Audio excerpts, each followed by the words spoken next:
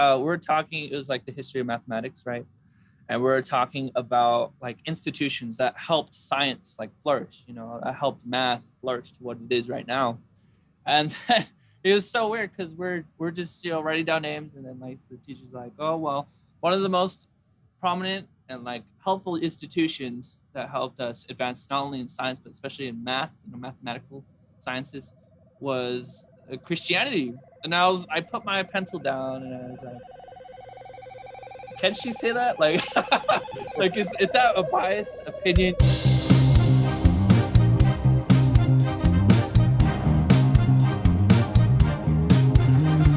Hello, everyone. Welcome back to Out of the Box podcast, where Steve and I, your hosts, get to talk about outside of the box ideas.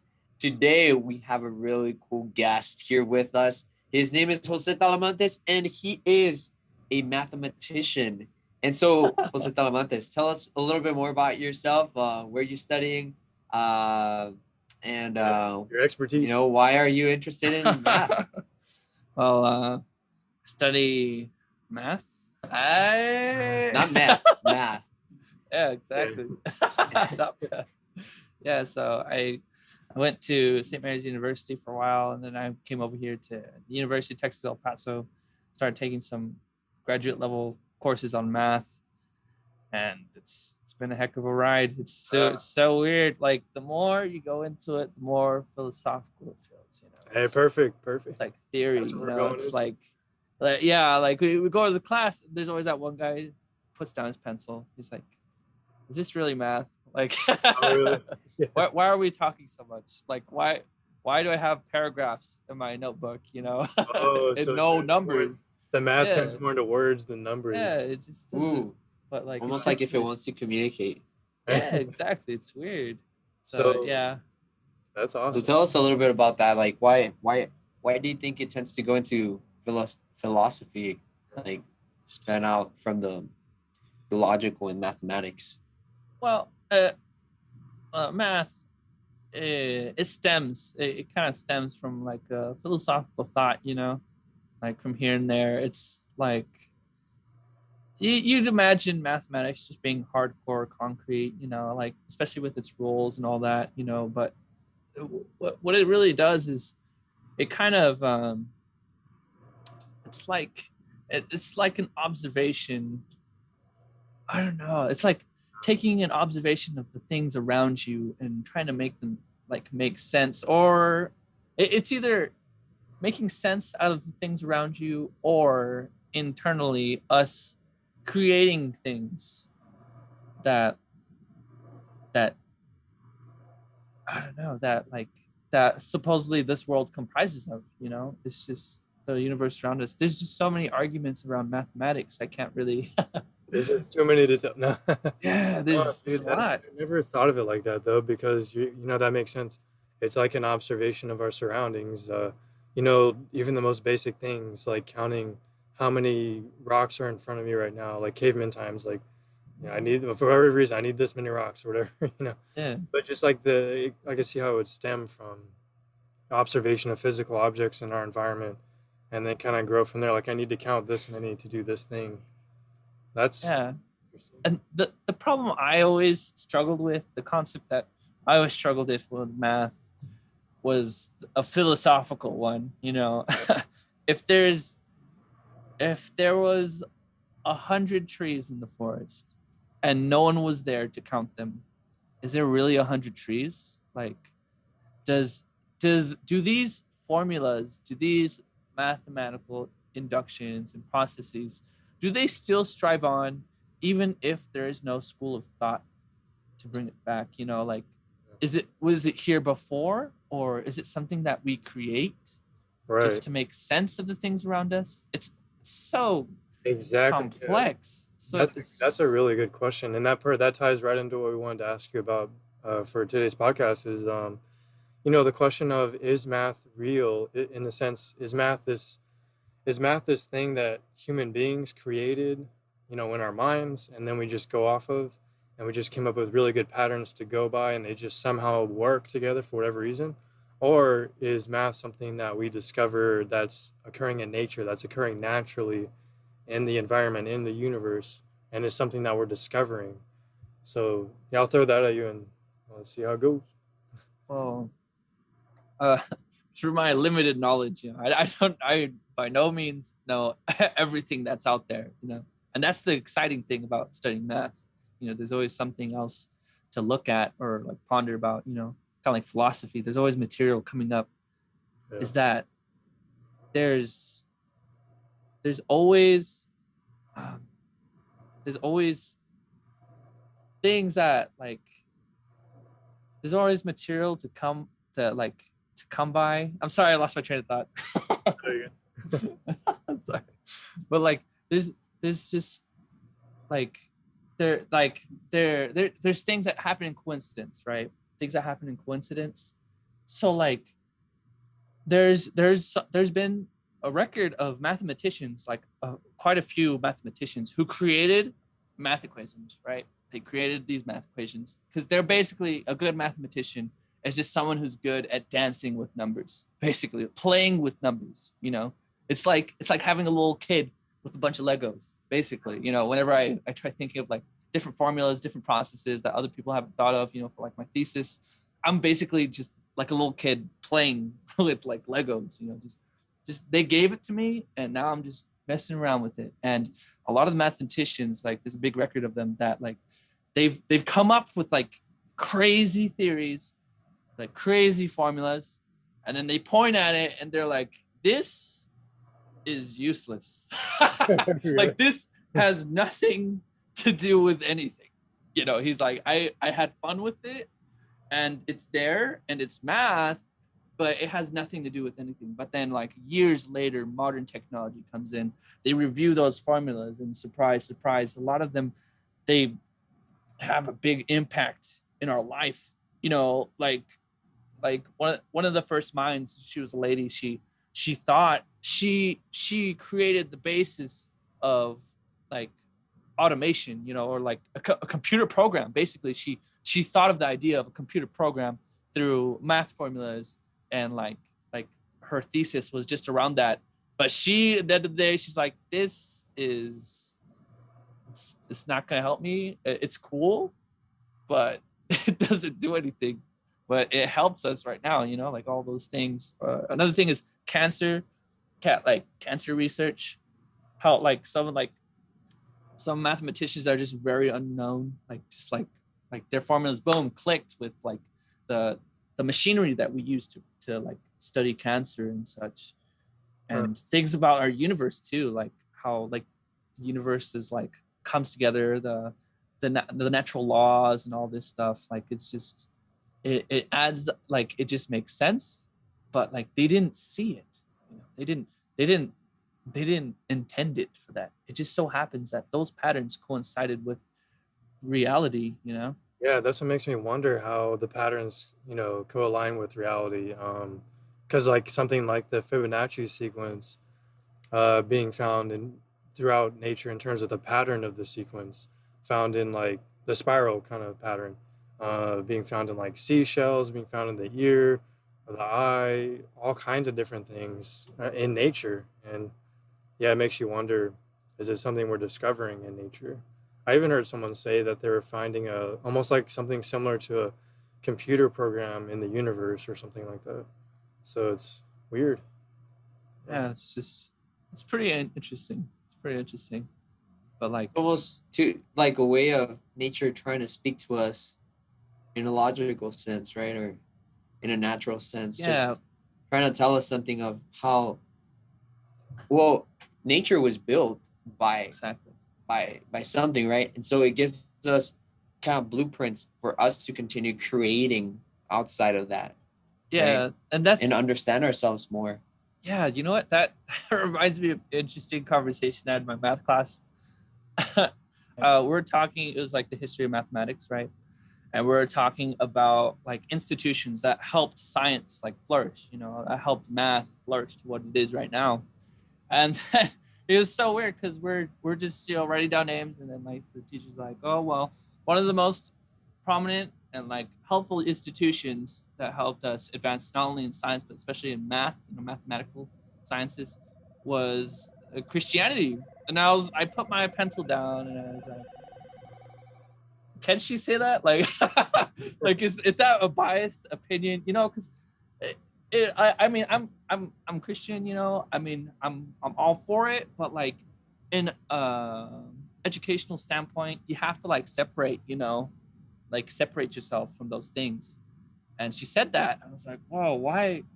Like, why would she say that? And then she ended up saying, she's like, she ended up explaining that Christianity at the time was like the idea of something like it was like one of the only religions where the idea of that something created all of this, right? It created everything. An intellectual like super being created this. So because an intellectual made this, like everything that's around us, that means that everything around us is decisible through intellect. You know, we can understand everything through intellect. Other religions, they say, okay, the ground is sacred, right? So if the ground's sacred, you can't mess with the ground, right? If the trees are sacred, you can't tear up the trees and start like studying them. But if it was intended to be created by an intellectual being, then it would be okay. And it just opened my eyes. I was like, wow, like Christianity, it led to, you know, being able to like think further, you know, like to a greater school of thought when it comes to like the things around us. And it's interesting that you say it's kind of like a blueprint, because like that's like a really good standpoint to be in if you're like a scientist, you know. Everything's just a blueprint, you know. And then being a man of faith yourself, you know, that's a big testament to it too. It makes you think, because like how do cells communicate with each other? What kind of signals are they sending? Like is that related to math? Is there like some mathematical aspect to that, where, you know, a cell communicates with the other cell, you know? And you know, because they say that mathematics is, you know, a universal language for, you know, in all countries, all nations use math to communicate. And, you know, having been a person that when I started school, I knew Spanish, but I was still learning English. And so mathematics was an area where I didn't have to read a textbook. I didn't have to read something, and I could understand it. And so, which was weird because, yeah, it's weird because like I was always very good at finding patterns in things. And so it came easy, which is interesting because, you know, nature has a lot of patterns too.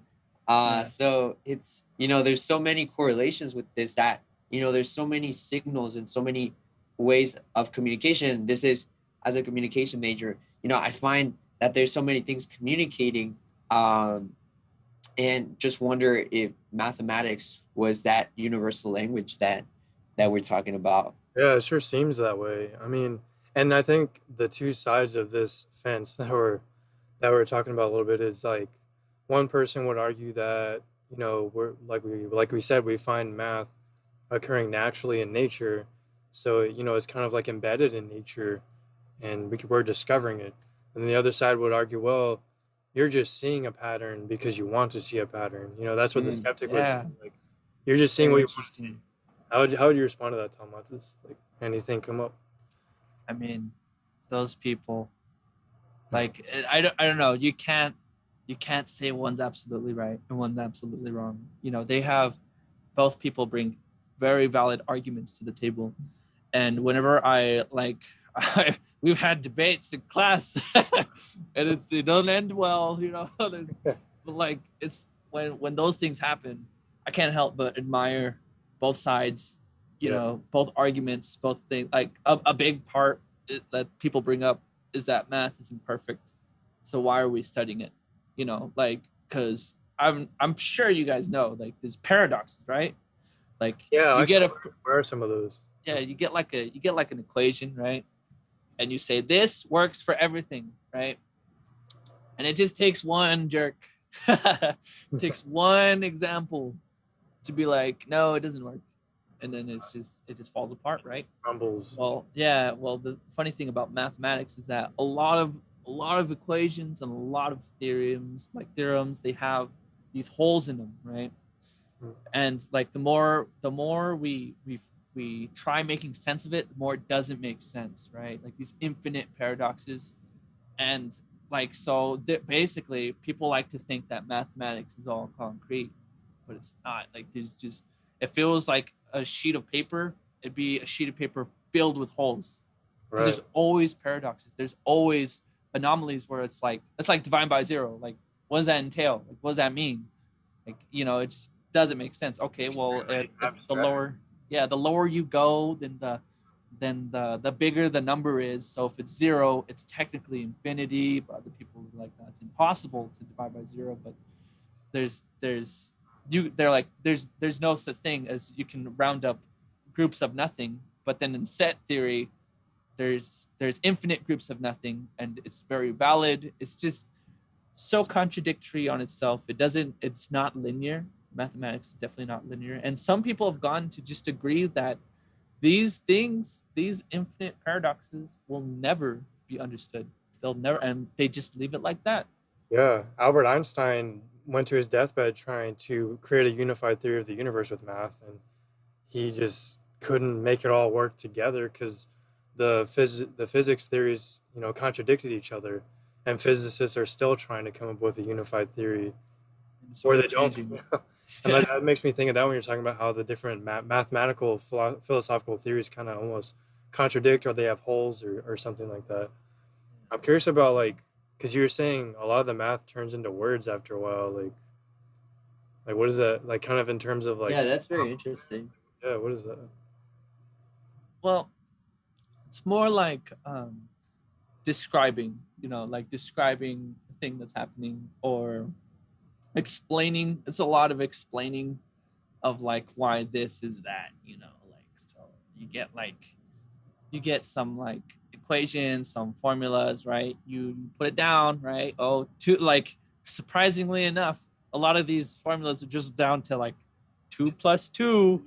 And then the professor, to like the 20-year-old people, they're like, okay, what's 2 plus 2? It's like, bro, like, I never imagined I'd be in a class like this. But the important thing to take away from these classes was like understanding the process, like explaining your way through it, like your logic behind certain things, right? It's almost like when people were trying to get to the moon, right? They had to calculate exactly the motion, physics and mathematics together to try to get people on the moon, right? It wasn't just going to be like luck where you just throw a rocket and hope it lands on the moon. Like there was like mathematical aspects to it that were taken into consideration to actually achieve the goal of getting to the moon. Well, yeah, on one hand, math has very practical uses, but on the other hand, when you dive deeper into it, like Talmud is saying, like, it almost falls apart. Like, not all of it, but at least some of it, you start to question more of it, I guess. Yeah, because like basically it's like the scientific method, right? Like you have, like, it's as paradoxical as a scientific method. Like, it's like you have to, math says if you can't prove it for all of them, then it falls apart. Like, it's like it can't stand for all of them, right? If it's not universally true, right? And like, those paradoxes come in, and like we can't say that they're not, and we can't say that they are. So it's just like, do we just accept it, or do we change the foundation of mathematics itself?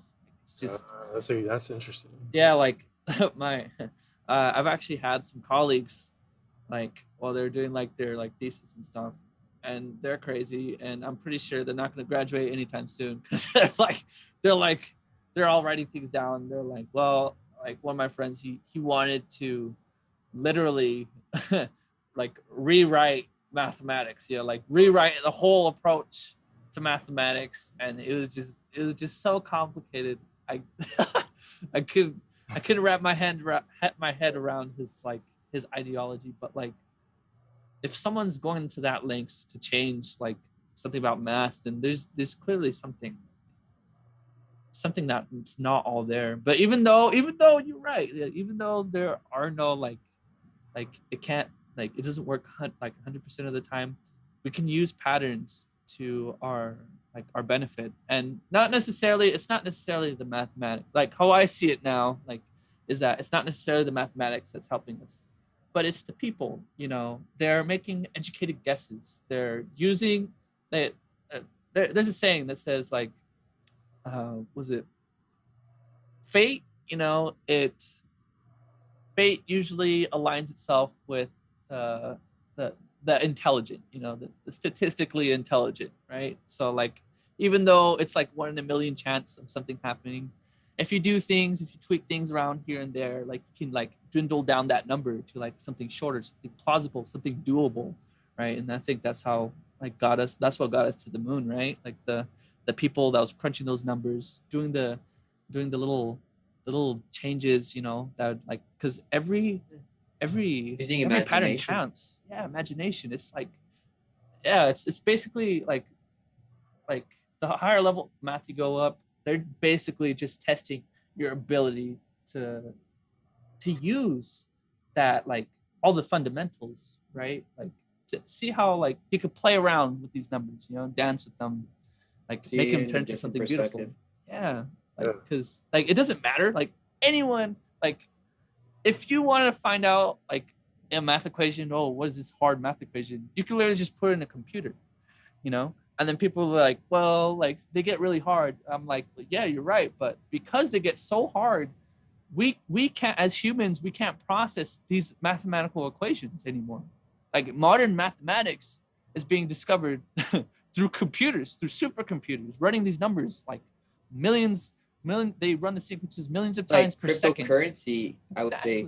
Exactly. Like they're creating, crypto money through computers, and they're calculating all these transactions that happen day to day through computers. So it's mathematical equations that are going on day to day that these supercomputers are, calculating all these, purchases and all these movements. Exactly. Because technically, like our bank accounts, our bank accounts are now, instead of being physical money, it's just numbers in our screen. Yeah, and the If you screen think is an about it. illusion. The screen is even Yeah.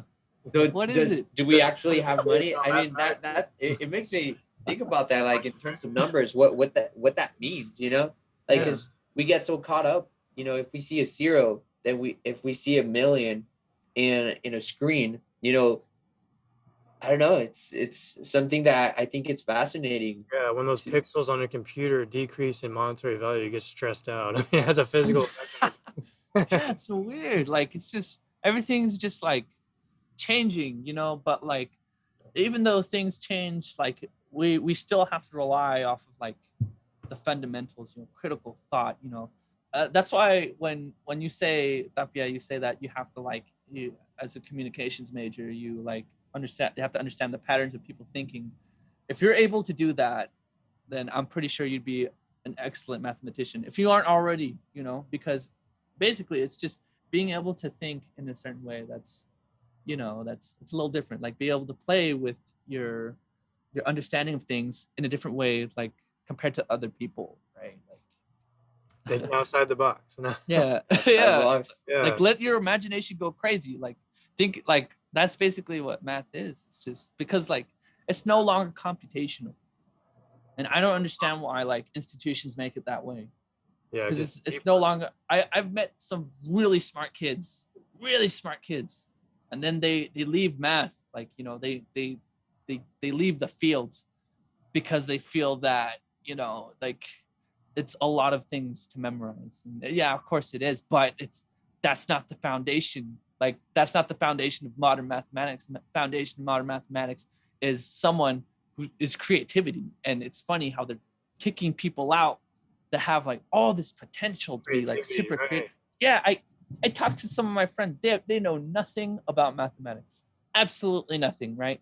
I describe to them a concept, and they just play around with the concept, the words. Oh yeah, well, what about this? What about what if this? And they're blowing my mind. Like a mathematician. Yeah, they're blowing my mind. I'm like, I could literally write this down and like propose it, like for like some like study, and get money out of this.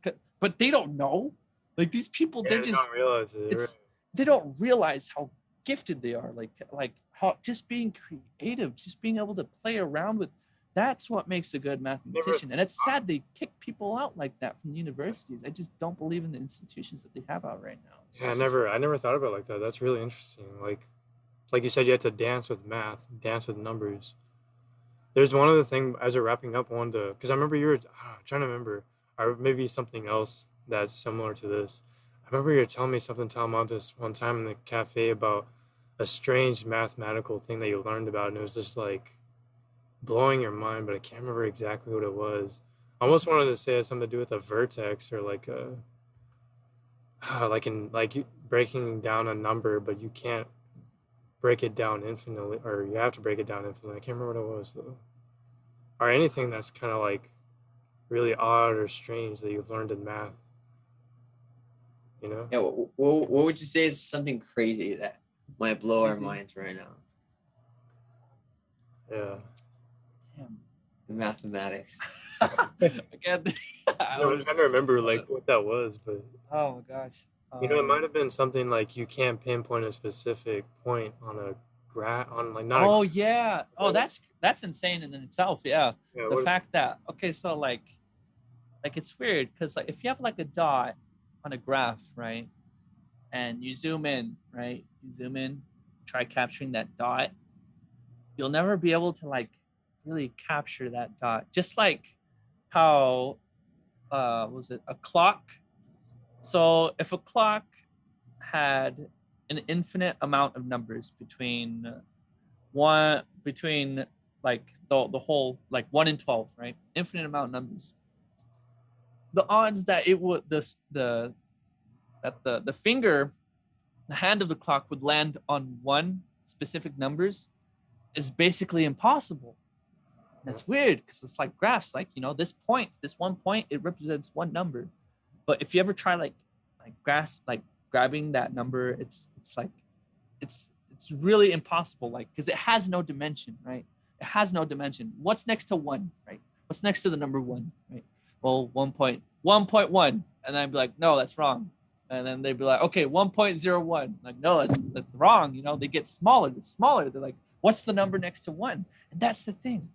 There's always an infinitely smaller like number that's like right next to number one. So it just there's a million possibilities between 0 and 1.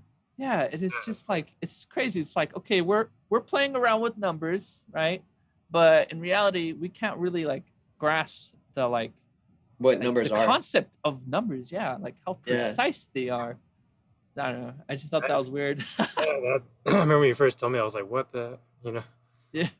Yeah, I was in cold sweat. I remember that. I remember I was telling everyone, I was like, guys, this is crazy. And they're like, oh, here comes a math major. It's like, no, trust me. It's about infinity. And they're like, okay, I'm gonna right.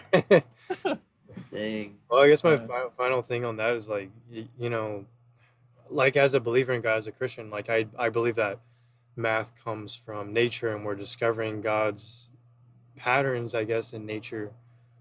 But I can understand the other side too, of like, well, maybe you're just seeing patterns, or if God doesn't exist, then you're just creating patterns from your mind, But yeah, with that, I'll leave it to y'all.